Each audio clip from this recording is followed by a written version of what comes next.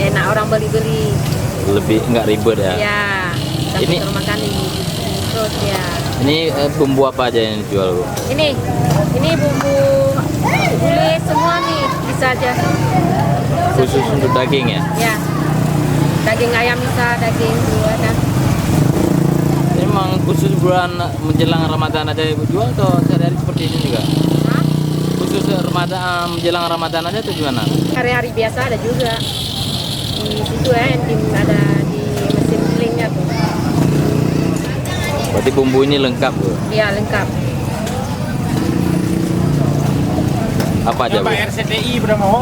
Ya, sup bisa. Bumbu merah. Oh, ini masak merah. Masak apa namanya?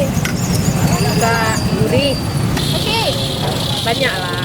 Tapi khususkan untuk megang ya? Ya. Itu apa namanya? Apa-apa aja nih yang dijual? Ini. Ah. Ini bawang putih, cabai kering, cabai merah, kemiri, jahe, bawang merah, kemeja, langkung, cabai kecil, cabai rawit. Berapa per porsinya? Hah? Per porsinya berapa? Berapa orang bisa beli itu? Oh, rame ya. Nggak berapa biar bisa orang beli ini berapa aja, Bu?